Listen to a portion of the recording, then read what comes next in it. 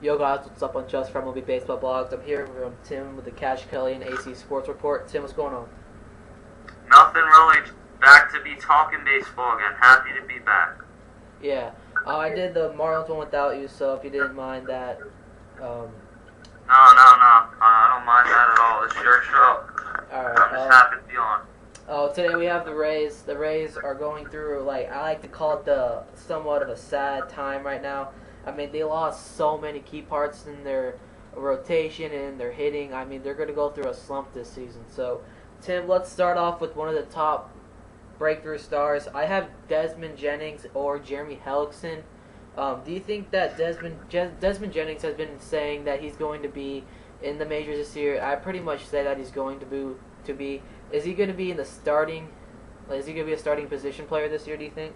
Yeah, I think the reason Desmond Jennings is more intriguing than Hellickson is because Jennings is going to play a much bigger part on this team. Even if Hellickson gets up, he'll be a reliever or the fifth starter. Desmond Jennings is probably going to go into the season as the starting left fielder. So looking at Desmond Jennings, some people say, this guy's incredibly fast. I'm reading basically out of Sporting News, rephrasing it. But they say that he has skills too, that he understands the game. And he's supposed to be a 5-tool outfielder, really. Yeah. Most people are saying that he's compared to Carl Crawford, but do you think that's kind of true? I think it could be. I mean, the one thing we've seen with the Rays is they've done a tremendous job developing prospects. And if they get another Carl Crawford this quick, it'll make them forget real quickly about the other Carl Crawford because they have a bright future if this guy turns out to be pretty good. Yeah, I actually think he's going to be the future of the Rays squad, along with Evan Longoria. I think they're going to be in the Rays organization for quite a while. On the other hand, Jeremy Hellickson, he's the potential fifth starter in this rotation. He was taken out yesterday with a minor injury. He's already set to go. Tim, do you think he's going to have a good season this year in his first full season? Yeah, I'm not 100% sure he'll be in the rotation. The projected lineup I'm looking at, again in Sporting News, it's got Price. Oh, yeah, never mind. They traded Garza. So, yes, he will be the fifth starter in the rotation. So, looking at what he did last season with the big club, he was 4-0 with a 3.47 ERA in 10 games. That's not great, but for a rookie, I think you'll take this out of your fifth starter. Looking at this guy, I think I saw him pitch a few times, and he looked pretty good to me. So I think the Rays have a nice young starter here. I wouldn't expect him to be an ace at any point, but to be a strong 2 or 3 is not out of the question. Yeah, I just think he's going to be all right with the fifth spot. I mean, they have to find a good pitcher because they don't have Garza anymore. I think that was pretty much of a stupid trade they did. I mean, Garza was a great piece in that rotation. Losing Garza. Yeah, but they got a tremendous package back. The Rays are going to be loving that trade in a few years when some of those prospects come up. I don't know who exactly they got, so let's just hope they live up to the expectations. All right, so let's talk about their pitching right now. We already covered Jeremy Hellickson, so let's just cover the last 4 starters.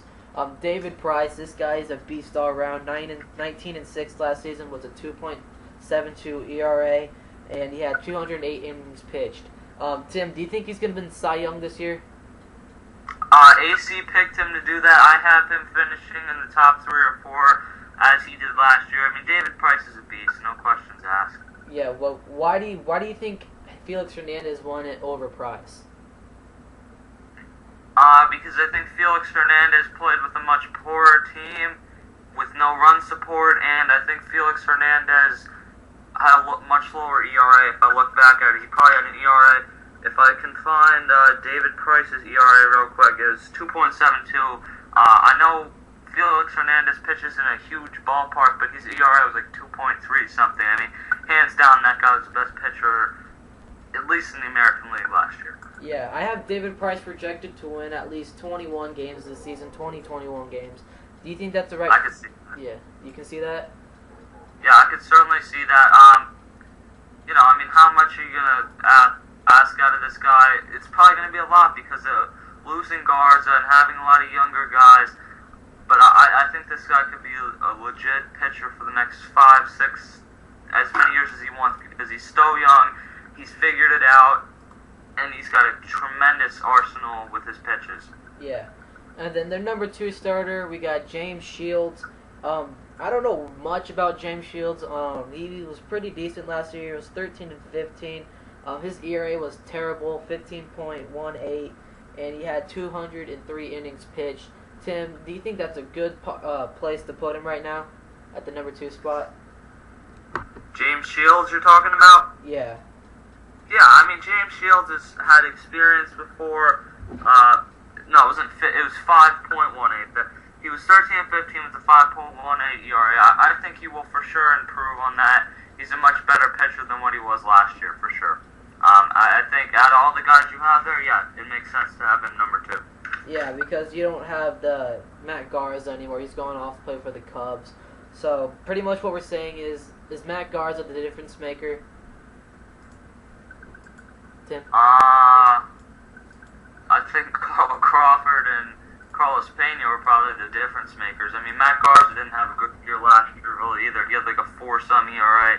So I wouldn't think he'll be that big of a loss. I think if this team still had Crawford and Pena, we'd be talking about them as a playoff contender, even if they had traded Garza. Yeah. We also have Wade Davis as their next guy in the rotation right after James Shields. Tim, what do you think about Wade Davis this year? Like, is he going to be good at all? I don't really know much about this pitching rotation. Yeah, he's about 25, 26 years old. He's 25 years old, rather. Basically, this guy is supposed to be a tremendous pitcher. He was a top prospect coming up. He was floated around in some trade rumors last year. The bottom line, this guy went 12 and 10 with a 4.07 ERA. But I would certainly expect him to improve on that because he's a much better pitcher than that. Yeah. Or at least he's supposed to be. So would you say he's a 15-game winner this year? Would you guess so? I think with the loss of offense, I think 15 might be a little too high. I'd say 12 or 13. So pretty much what he had last season?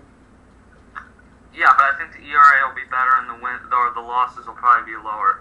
I would say somewhere around like 13 and 9 or 10 with about a 3.7 some ERA. Yeah. Okay, let's talk about their losses. I mean, this team just got killed by the losses. I mean, look at these losses. You got no more Rafael Soriano. You don't got Carl Crawford anymore. You don't have Carlos Pena. He went on with Matt Garza to go play for the Cubs. Dan Wheeler's gone. Chad Qualls is gone. Brad Hoff is gone. Joaquin Benoit's gone. Willie Ibar's still out there in free agency. Grant Balfour's gone. Tim, with all these losses, where would you put this Rays team at? What part of the division? Will they be in last place this season? Looking at the talent this team has, you would think in a few years they'll be back. This season, though, losing Crawford, losing Garza, losing a few other guys, and losing Pena, losing the power in this lineup, losing a lot of the speed in this lineup, I would expect that this team will probably finish in last place. Not because in most divisions they're that bad, but I think we know for sure the Yankees and Red Sox are better.